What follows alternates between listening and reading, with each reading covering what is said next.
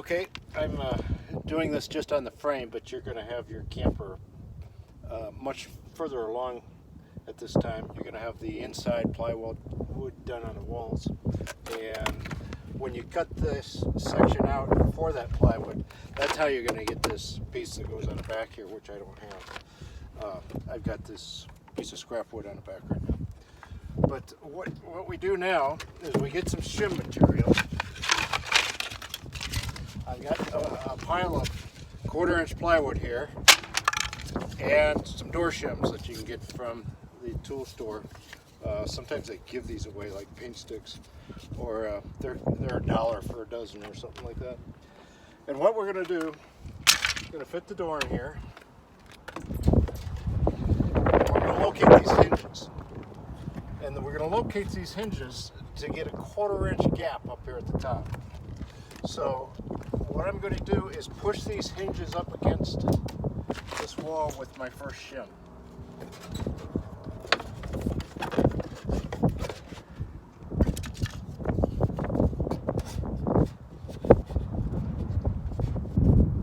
So that hinges against the side, and remember we didn't put any recesses in this frame side 2x2, so it can slide up and down.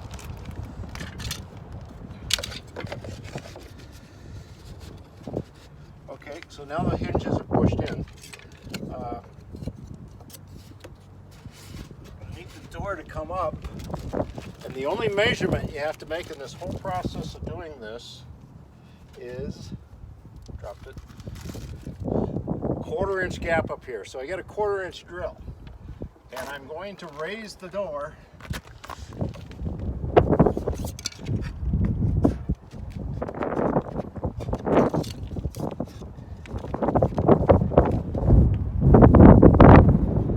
until that 1/4-inch drill is tight. That's my clearance for the arch. Okay, so now I've got the hinges pushed up against the frame by these two shims. I've got the door held up by the bottom shim, and I've got my 1/4-inch clearance. So what I'm going to do now is I'm going to mark where the hinges go.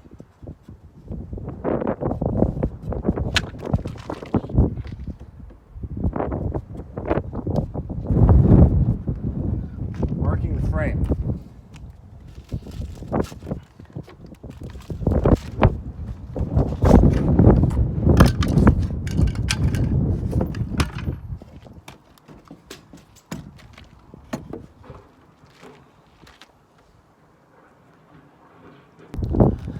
Okay, I've pulled the pin on the hinges, so I got the hinge half that goes into the sidewall frame, and I've measured that hinge, and I know that the end of the hinge, the side, is 1.5 inches from the center line of the hinge pin. So to get my 3/8 protrusion, I subtract that from 1.5, and I get 1 1/8. I've set my scale to 1 1/8, and I'm going to mark the lateral position for that hinge.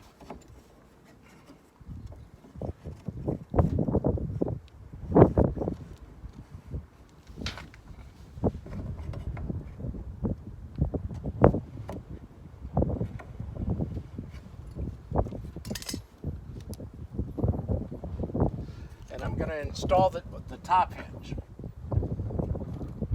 Line it up with the line I just put in, and I'm just going to do the center screw right now.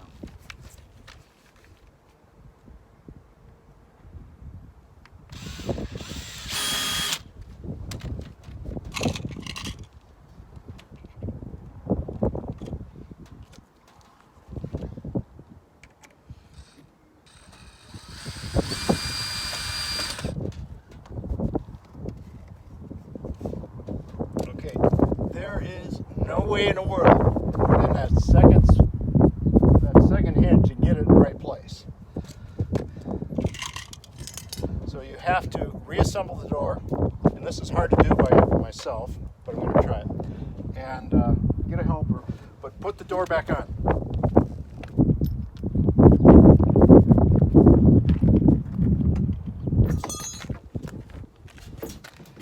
Actually, I want that lower hinge on.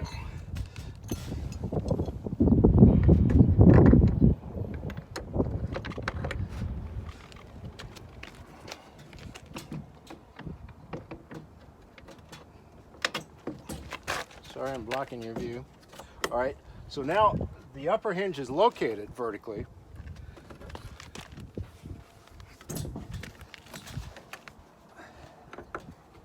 And I've got an inner mark for how far that lower hinge goes in.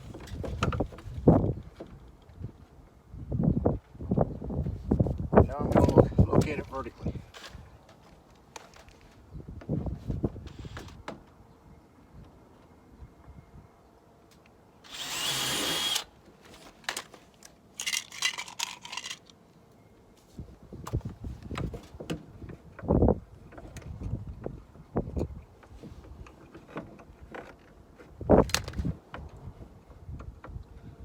This is where the second person would help to hold this door in place when I get these screws in. But I got it.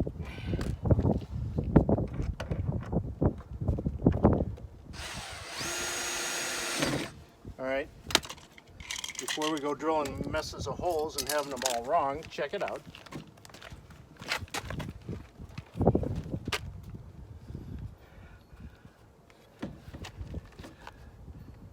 Probably a little heavy on that 1/4 inch, but I'm going to let her go. I'd rather have more clearance than not enough. And that's all going to work. So.